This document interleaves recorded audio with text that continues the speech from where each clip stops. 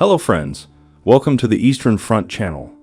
Today we will talk about the memoirs of Friedrich Paulus' adjutant, Wilhelm Adam. He fought with Paulus until he was captured in 1943 in Stalingrad. In his memoirs, he tells in detail the story of the Wehrmacht disaster near the city on the Volga River. Links to other parts of his memories can be found in the description below the video. Fresh plans were being made at Army headquarters and especially at the List Corps headquarters. Could we not make the cauldron smaller and thus better concentrate our forces and form a proper reserve? Impossible, said Paulus. That would mean the voluntary abandonment of the life-essential airfield. Should one give up the battle? No way. That would be tantamount to imprisonment and would endanger our surrounded comrades outside the cauldron. Perhaps we could break out on all sides in small groups without artillery preparation. This suggestion came from Seydlitz's staff. He foresaw the divisions lying on the Volga bank seeking to cross the frozen river to the south and breaking through behind the enemy lines. There they would have to combine with the divisions fighting between the Don and the Volga and simultaneously pressing south. All these aims must, according to this plan, make connections with the German troops outside the cauldron. We took into account that the retreating Hoth army was still fighting south of Zemlyanskaya. Schmidt thought that such a breakout undertaking would be very costly for the Sixth Army. Nevertheless, he agreed to it. Strange, I thought. Until now, he had stubbornly demanded that Hitler's orders be carried out implicitly. Now that it was too late, he was going to be disobedient. But this plan too remained a fantasy. It was just about imaginable for those divisions whose soldiers had been lying in the streets for weeks and whose bodies were somewhat less fit. All others regarded it as completely illusory, as their half-starving, sick soldiers could no longer carry out an attack. Such considerations showed how much the army leadership was groping in the dark, as in the higher command's two-panic rule. No one knew how the German troops in the southern sector were faring. That would have meant they had returned to their starting point at the summer of 1942. So the whole of the fighting in the previous year had been for nothing. That could not be. Manstein, who knew exactly, still gave Paulus no clear information. Although the Sixth Army was left in the lurch at a critical time, Paulus and Schmidt once more made an attempt to persuade Manstein to make a decision in favor of those surrounded in this dubious situation. They ordered the commander of the 9th Flak Division, Major General Pickard, to fly to Army Group Dawn and to report to Field Marshal von Manstein exclusively over the catastrophic conditions in the cauldron. During the last few days, even fewer supply aircraft than usual had landed. Hunger was advancing forwards much more rapidly than before. Pickard was finally to get a better air supply service working, not least to alleviate the Sixth Army's severe losses. Basically, this step by Army headquarters was exactly as delusive as the several previous attempts. It also had another, unexpected consequence. General Pickard did not return to the cauldron. Before taking off, he had assured both his Chief of Staff and Colonel General Paulus in his farewell visit that he would fly back as soon as he had completed his task. But we waited in vain. Instead, a radio message arrived. Flew over Potomac last night. Attempt to land failed. Had to turn back. That same night, other aircraft had landed at Potomac. We were furious. Nevertheless, nothing was done about Herr Pickard. I sat in my dugout and leafed through the papers that Senior Sergeant Major Cupper had left. There were enemy pamphlets among them, so I pushed them aside. My thoughts wandered between home and front. If the family at home knew what was being played out on the steppe between the Volga and the Don, if they could only see these hollow traces of hunger, these faces blackened by dirt and frost. But the Army's reports still rang full of hope. Not a word about the frightful cruelty of this destructive battle. I had not read a newspaper for weeks, and there had been no news from my wife and daughter for weeks. They would be worried about it. What would become of them when they received the dreadful news of our end? Mechanically, I reached for the pamphlets. Almost thoughtlessly, I passed them one after another from hand to hand. Then I began to read. Various parts were underlined. The names of the writers, Walter Ulbricht, Erich Weinert, and Willy Bredel, meant little to me. I only knew that they were communist emigrants. That was no recommendation for me then. But what they wrote was not meaningless. Their language was clear and impressive. their knowledge of our situation amazing. They knew of our fear of captivity and of our trust in Hitler's promises to care for our liberation. In all the pamphlets it was written that Hitler and the Army High Command had lied and betrayed us when they promised to rescue us from this deadly encirclement, as they had no chance of doing so. The writers speculated that the Army High Command had no clear picture of the overall war situation. One pamphlet contained exact details of losses and war material in the last fighting. Others spoke of Hitler's betrayal of the German people, of the senseless dying, of the purposelessness of further battles. At one point it said significantly, "We are sitting here together with German prisoners of war. Stop the fighting immediately. This is the only way of saving your lives." I leafed through the pamphlets again and again. Contemplation on an empty stomach, I must say, in many instances often led to the same consequence. The last promises of Hitler, the Army High Command and Manstein, had they not been empty words, none or almost none of them had amounted to anything. What had been set out in high-sounding phrases had simply not been realized. But could we believe these Germans speaking to us from the enemy side? Were they not communists who had betrayed our country? Certainly, seen from a military point of view, they were right, as my experience told me, as my understanding told me too. But as a soldier, as an officer, I rejected this propaganda as it damaged the fighting morale of the troops. Then another pamphlet drew my attention. Paulus had said that the purpose of continuing to hold on gave Army Group A in the Caucasus the opportunity of escaping from its own looming encirclement. However, here it said that Army Group A was already operating in the Rostov area. Had Paulus been deceived? Was Manstein deliberately not giving him a clear picture? I saw no way out of the labyrinth into which this reading of the pamphlets had led me. Finally, I read the names of 3 officers who had been captured back in 1941, Captain Der Hedermann, Lieutenant Tiresias, and Lieutenant Rayer. I was brought up short. Der Hedermann, so an officer of the reserve. As I recalled, he came from the Hesse town of Schwetztern. There I had got to know a scholar at a gymnasium called Hedermann. He was studying late philology, but what this name already meant. The 3 officers would talk to our troops through loudspeakers at night. That confirmed what the second lieutenant had told me on the 10th January after coming to see me, frozen through from the southern front. Damn it, what could one really believe? Had Kupper made a fool of me with this thing? I summoned him. "Why did you put this pamphlet on my desk?" I asked him as he came in. "I thought that it might interest you, Colonel," he said. "Have you also read what is in it, Kupper? What do you make of it? You can peacefully give your opinion," I said as he started to reply. "Certainly, Colonel, we have read the pamphlet. The order to hand in immediately all leaflets found, according to the messenger, was only followed superficially. Although hardly anyone would have the courage to run over to the Red Army, the opinion gradually gathered that the Russians did not shoot prisoners of war. A messenger from the 4th Corps told me yesterday that during the night a soldier of the 371st Infantry Division, who was well known, spoke from the Russian trenches through a loudspeaker. Has this pamphlet been discussed among the soldiers of the staff, Kupper? Already much has been discussed about this lately. Some reject it, others again think about it and even defend it here and there. In any case, hardly any believe any more about being shot in the back of the neck in captivity.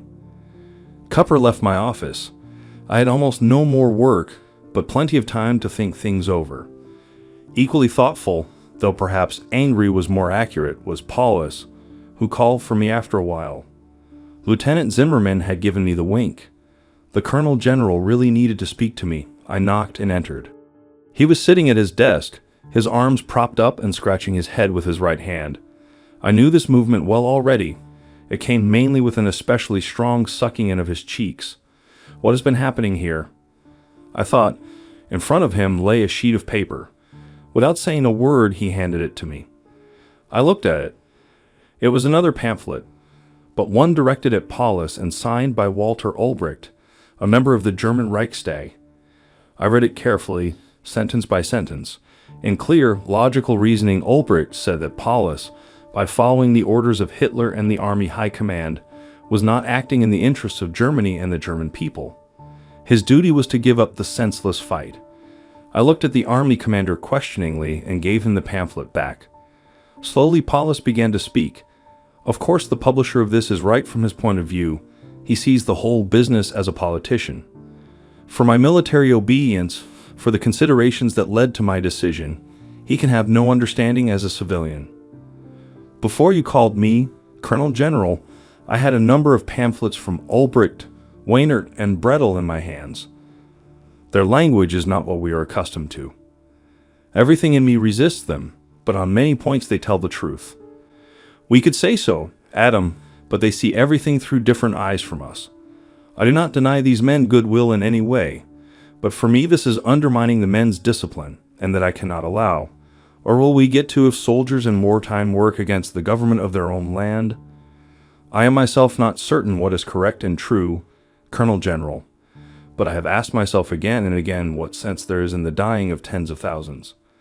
Is the traditional conception of military obedience enough in a situation in which our trust in the high command has more than once been shabbily betrayed? What compelling military grounds are there today to justify our extinction? May I take it, General, that you know the content of all these leaflets? In one it is said that Army Group Caucasus is already fighting in the Rostov area, in which case the danger of its encirclement must be over. Why then the frightful human sacrifice of the Sixth Army? I have read it, but cannot believe it. We cannot be critical enough with everything to do with propaganda. But what if it should be the truth, if we are knowingly or unknowingly being led astray by higher headquarters? I don't agree with everything you say. Manstein knows from Pickert what a desperate situation we are in. I simply cannot imagine that the suffering and dying of our army does not disturb him, that the victims being demanded from us are unnecessary. I stand here as ordered and cannot be responsible for our Army Group A in the Caucasus. It was reflected over and discussed, but the way out of the devil's circle we closed ourselves. We were not capable of extracting ourselves from the formal responsibility against senseless, even criminal orders and the real responsibility to our people. Nothing then could alter the rousing words of German anti-fascists. Lieutenant General Schmidt had me call him. Adam, you are to reconnoiter the new headquarters. We are intending that the 71st Infantry Division takes over in the city south of the Zaritsa stream. As far as I know, the dugouts in the gully near Stalingradsky should suit us. Take the advanced detachment with you. At the point where the way from the Stalingrad road turns off to the gully, an orderly officer from the 71st Infantry Division will be waiting for you. Upon returning to my bunker, I contacted the divisional adjutant and agreed a time for the meeting with the detail officer. At 9 a.m. on the 13th January, my vehicle stood ready to move. It was only a few hundred meters to the roadway. Lines of distressed refugees were still heading towards the city. After just a kilometer, my cross-country jeep was full of wounded. 2 were even standing on the running boards.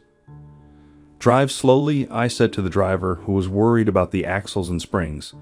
I decided to make a little detour to Stalingrad and deliver the wounded to a hospital there. Although the car was already heavily overloaded, we took another one shortly afterwards. From quite a distance I saw him standing, one thickly wrapped hand stretched out in supplication. As we came slowly towards him, I discerned a desperate face. Tears were rolling down his cheeks.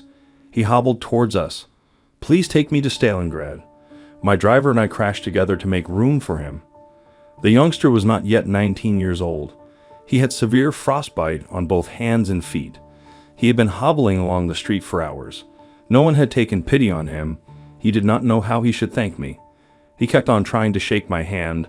Stalingrad seemed to be his salvation.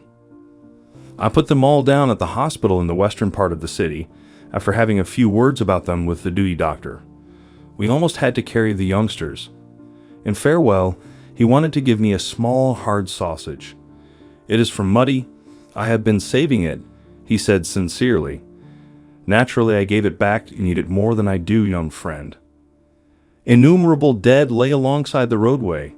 Many were the corpses of wounded and sick who had only wanted to lie down for a short rest to try to regain some strength. They had fallen asleep from fatigue and frozen to death. The dead also lay on the street. Nobody made any effort to remove them. Tanks and trucks with unfeeling, stupid drivers rolled over the hard, frozen corpses and flattened them, and pedestrians tripped and stumbled over them. The road deserved the description Death Street. This name applied also to the hundreds of wrecks of all kinds of trucks, cars, and special vehicles destroyed by bombs, turned over, the truck beds ripped, the occupants torn apart. In between the smashed tanks and guns, here and there lay a burnt-out aircraft and countless fully intact vehicles lacking only one thing: fuel. My vehicle stopped. The orderly officer from the 71st Infantry Division climbed in. From the first impression, there was no need to talk to me. We were already at our destination. We turned into a deep ravine, at the bottom of which a road ran between the steeply rising walls on either side, and a proper bunker settlement had been built. It was called Hartmannstadt after the divisional commander, Lieutenant General von Hartmann. The bunkers had been constructed in 3 stories, connected by steps in the left-hand wall. Steps and pavements were protected by railings. Even a kitchen and a food store had been included in the steep slope. The 71st Infantry Division had captured the northern forts of Verdun, Valks, and Douaumont in the Western Campaign. It was known as the Happy One, and its vehicles carried a 4-leaf clover emblem as a distinguishing mark. But now luck had left it without a trace. I found Lieutenant General von Hartmann in a very depressed mood. What a frightful situation we have been brought to. There is no longer any escape. Of my division, of which I was always so proud, nothing much remains. It will not last to the end. I too saw only black on black and told him of my terrible journey on Death Street. You are right. These frightful pictures are enough to break one's heart and rob one of one's sanity. In our further discussion, I discovered that he too had lost his only son in the war, fallen for the fatherland, as we had believed for so long, or at least imagined. After the bitter experiences of the last months, this explanation seemed very questionable. But even more frightful was having to say that they had died senselessly. As I was leaving, I had the feeling that Hartmann was more torn and lost than I was. The adjutant and orderly officer showed me around the well-constructed dugouts. There was a sturdily built stove in every one. Beds, tables, and chairs were available in sufficient numbers. Curtains and blackout materials hung at every window. All the rooms were illuminated by electric light. How primitive our headquarters had been until now. The divisional staff intended to leave the next day. An advance party from our headquarters had to take over in the next few hours. Using a sketch map, I divided up the individual dugouts among our staff. Then I set off back. Once I had informed Schmidt about the events of my journey, I asked him when the move was to take place. That depends on how the situation develops further and when the telephone connections are ready to be taken over. As long as Potomac is in our hands, we stay here, he said. Finally, I reported to Colonel General Paulus about Hartmannstadt and about the ghastly things I had experienced on the way. It is really frightful, he said. If I knew that Army Group A was safe, I would put an end to it. As no one has authorized me to do so, I must fight on as long as it is possible somehow. Can our troops still fight? Colonel General, the front in the west will collapse on the first assault. It will close up again. Potomac is still in our hands. And who goes into captivity willingly? The soldiers are still hoping for relief and do not want to think about surrendering. This reinforces me in my dealings. In fact, a mix of anxiety and hope certainly filled the thoughts of most soldiers. Among the Army staff, no one thought seriously of a relief. However, no one had the courage to tell the troops the truth. It was also clear that we could not hold on to Potomac for much longer. Schmidt therefore ordered that the war diaries of our staff should be flown out so that they did not fall into the hands of the enemy. The first orderly officer of the command section, Captain Baer, a dashing young holder of the Knight's Cross, was tasked with this. He should next describe the fight to the death of the 6th Army and then fly on to the Army High Command to report personally to Hitler how distressfully the 6th Army was perishing and starving. The Army commanders thought that a highly decorated captain would have more influence than a general. Baer did not return to the cauldron. Today I do not know whether he was hindered in this so that the hopeless situation of the 6th Army would remain veiled. From my personal knowledge of the captain, I do not know whether he held things back either with Manstein or with Hitler. but the number of supply aircraft did not increase. The army languished even further. The field kitchens remained cold as there was nothing to cook in them. Even the little evening meal diminished here and there. The front had pressed closer to Potomac. Red Army fighters flew over the airfield and shot up many of our unprotected Ju-52s and He-111s flying in. Others that had been able to land were destroyed on the ground by Soviet bombers or low-flying sewing machines. It was no use if Schmidt radioed the detached Captain Tope. Hit them with a cudgel if no more aircraft are employed. On the 14th January, an advance party from the Army headquarters took over the headquarters of the 71st Infantry Division. That day, Potomac was finally lost. The ground crews were still able to move over to the replacement airfield at Gumrack, which had been prepared in a rough and ready manner in the previous 2 days. Colonel General Heitz, the commanding general of the 8th Corps, had to clear his headquarters on the edge of Potomac in a hurry. He appeared with his staff in the former headquarters near Gumrack. Similarly, the headquarters of the 14th Panzer Corps, until then between Potomac and Novo-Alexievsky, had to move to near Gumrack. On this day, Colonels Lapman and Doc Korfs were promoted major generals. Major General Lapman, whose panzer division had been completely eradicated, was given the command of the 389th Infantry Division in place of its former commander, Major General Magnus, who had proved completely useless in this situation. Perhaps Magnus hoped that Schmidt would let him be flown out, but that was not so. By the middle of January, the cauldron was considerably reduced in size. The new front in the south and west ran along the Ring Road. It was occupied by the tattered remains of the 44th, 76th, 297th, and 376th Infantry Divisions, the 3rd and 29th Motorized Infantry Division, the 14th Panzer Division, and the so-called Fortress Battalions. Now Army headquarters near Gumrack was under immediate threat. We feared that the new defensive ring would not hold out much longer. The bunkers occupied by our headquarters were required by the fighting troops. Therefore, the staff moved on the morning of the 16th January to Hartmannsstadt. Again, files and pieces of equipment were burnt. Only the absolutely essentials went to the new site. We drove along the roadway and the few remaining vehicles and small convoys passed the ghostly starving, sick and wounded soldiers to the new headquarters site. At Gumrack Station we encountered a dense crowd of wounded who, driven by fear, were leaving the hospital and trying to make their way east. The badly wounded and the very ill remained behind, there being no transport available for them. For most of them the spark of life was about to expire anyway. Paulus had ordered the senior doctors to hand over the hospitals to the advancing enemy. The Russians found heaps of hard-frozen German soldiers' corpses that had been carried out on stretchers or planks from the house of the dying. Themselves weak, the medical orderlies no longer wanted to hack out graves for the dead in the hard-frozen ground. And there were no more explosives available. Dear friends, that's all for today. Please support this video with any comment and don't forget to press like. It was Tin, and see you.